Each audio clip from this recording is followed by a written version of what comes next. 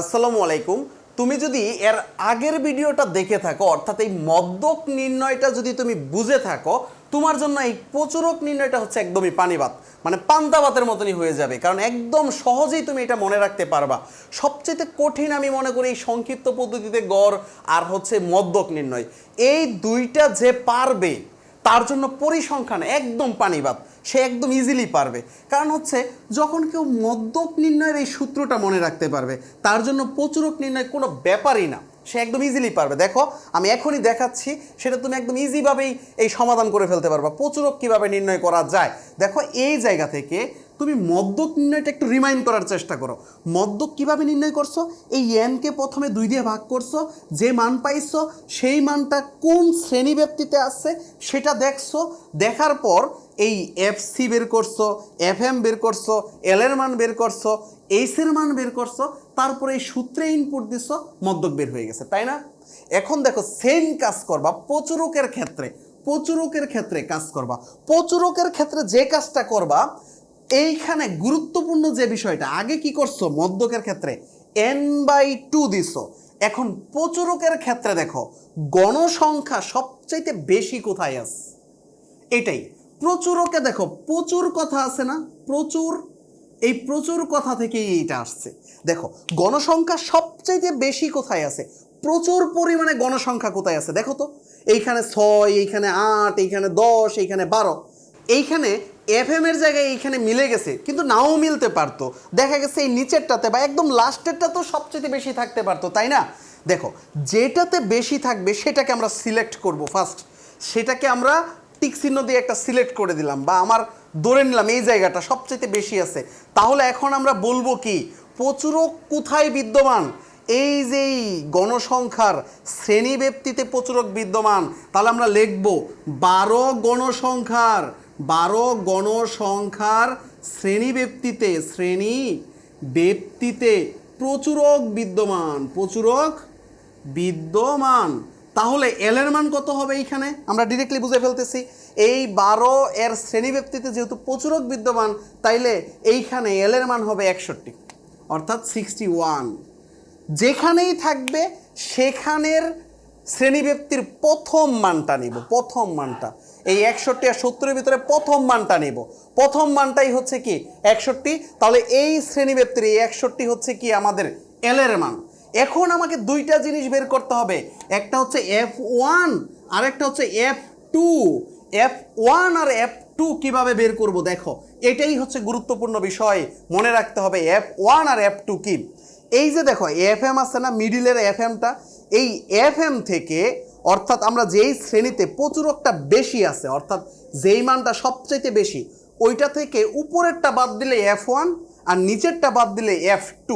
উপরেরটা বাদ দিব, এই যে দেখো 12 থেকে 10 বাদ দিলাম, এই যে 12 থেকে 10 বাদ দিলাম, তাহলে এই যে এই গড়েরটা বাদ দিলে আমরা কি পাবো? F1 পাবো। আর এই গড়েরটা বাদ দিলে আমরা কি পাবো? F2 পাবো।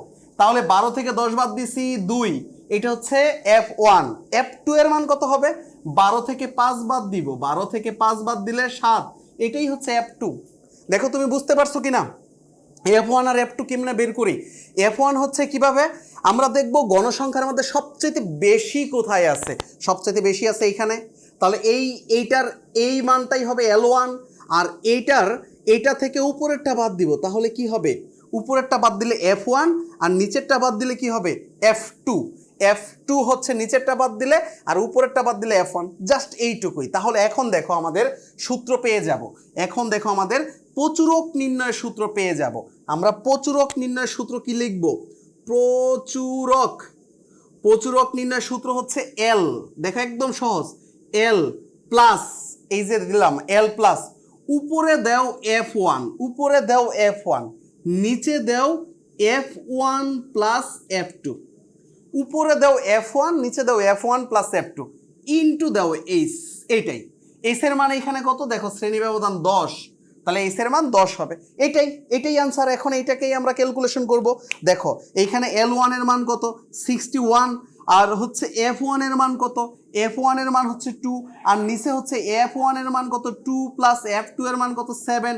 ইন্টু এই যে 10, এখন যা আসবে তাই রেজাল্ট, যা আসবে তাই রেজাল্ট। তাহলে প্রচুরক নির্ণয়ের সূত্র কি ভাই? প্রচুরক নির্ণয়ের সূত্র হচ্ছে এল প্লাস F1, নিচে হচ্ছে F1 into F2 into H. F1 কেমনে বের করি? যেইখানে সবচাইতে বেশি ওইটা থেকে বাদ দেয়। এখন কথা হচ্ছে ধরো সাপোজ এইটা যদি 22 থাকতো, এইখানে 22 দিয়ে দিলাম, তাহলে F1 কত হইতো বলো তো? F1 হইতো 22 থেকে 7 বাদ দিতাম, 22 থেকে 7 বাদ দিতাম, তাহলে 15। F2 এর মান কত হইতো একটু কমেন্টে বলো। F2 এর মান হচ্ছে এই যে এই 22 থেকে 0 বাদ দিতাম, কারণ নিচে তো কিছু নাই, এই 22 থেকে 0 বাদ দিতাম, তাহলে 22C হইতো কি F2 এর মান। যেইখানে সবচেয়ে বেশি থাকবে সেই গড়টা নিব, যেই গড়ের মানটা সবচেয়ে বেশি থাকবে সেই গড়টা নিব। তাহলে এইটা হচ্ছে সূত্রের মাধ্যমে প্রচুরক নির্ণয়। কিন্তু নর্মালি আমরা প্রচুরক বলতে কি বুঝি দেখো তো? নর্মাল আমরা প্রচুরক বলতে কি বুঝি? প্রচুরক আমরা কেমনে বুঝবো প্রচুরকটা কি? ধরো সাপোজ 7-8টা সংখ্যা দেওয়া রয়েছে এই যে এরকম, যেমন হচ্ছে 5, 2, 7, 3, 5, 7, 5, 3, পরে হচ্ছে 5, 7, 2, 5। এখন দেখো এই জায়গায় সবচাইতে বেশি যেটা আছে সেটাই হচ্ছে প্রচুরক। সবচাইতে বেশি কোনটা আছে দেখো তো? 5 কতবার আছে? 1 বার, 2 বার, 3 বার, 4 বার, 5 বার। এই 5 আছে 5 বার, এই 5 বারই হচ্ছে প্রচুরক। যেটা সবচাইতে বেশি থাকে সেটাই প্রচুরক। তাহলে প্রচুরক নির্ণয়ের সূত্র কি? প্রচুরক নির্ণয়ের সূত্র এই সবাই কমেন্ট করে দাও। প্রচুরক নির্ণয়ের সূত্র তাহলে মনে থাকবে, সবাই কমেন্ট করে দাও। L plus F1 by F1 plus F2, এইখানে ইন্টু দেওয়া যাবে না, কথা বুঝো? এই F1 আর F2 এর মধ্যে ইন্টু দেওয়া যাবে না, এইখানে ইন্টু দেয়া এইচ দিতে হবে। এইচ হচ্ছে শ্রেণী ব্যবধান, এইচ হচ্ছে শ্রেণী ব্যবধান বা শ্রেণী ব্যক্তি, আর এল হচ্ছে যেইখানে প্রচুরক সবচেয়ে বেশি, যেইখানে যে 5 বার থাকলে 5 বার বা যে সবচেয়ে বেশি টালি সংখ্যা যেটা থাকবে, সবচেয়ে বেশি টালি সংখ্যার প্রথম যে মানটা অনুমিত গড় বলা যেতে পারে, ওই মানটাকে আমরা এইটা নিয়ে নিতে পারতেছি। আচ্ছা, এখন হচ্ছে এইখানে F1 আর F2 এর মান কিভাবে বের করব? ওই যে সবচেয়ে বেশি যেটা থাকবে ওইটাকে আমরা ধরো FM-ই বললাম, ওই FM থেকে আমরা উপরেরটা বাদ দিলে F1 পাবো, নিচেরটা বাদ দিলে F2 পাবো। অর্থাৎ F1 হচ্ছে সবচেয়ে বেশি থেকে উপরেরটা বাদ দিব, তাহলে F1, আর F2 হচ্ছে সবচেয়ে বেশি থেকে নিচেরটা বাদ দিব, তাহলেই পেয়ে যাব। আশা করি বুঝতে পেরেছো। তো এই ব্যাপারগুলো নিয়ে আর প্রবলেম থাকার কথা না। তো এই পর্যন্ত তুমি অনেকগুলা ভিডিও দেখে ফেলেছো আমি আশা করি। আর যদি আমার আগের ভিডিওগুলো দেখে না থাকো তাহলে আমি বলবো আমার ইউটিউব চ্যানেলের প্লে লিস্ট থেকে সিরিয়াল ওয়াইজ দেখো। যদি তুমি আগের কোনো একটা ভিডিও মিস করে থাকো তাহলে সেটা দেখো। আর এই ভিডিওগুলো তোমার ফ্রেন্ডদের সাথে শেয়ার করতে কৃপণতা করিও না, কারণ হচ্ছে আসলে তোমার ফ্রেন্ড যদি পারে তোমার তো লস নাই, অ্যাকচুয়ালি লস নাই, আসলেই লস নাই। তুমি এটা এখন বুঝো আর না বুঝো পরবর্তীতে ঠিকই বুঝতে পারবা।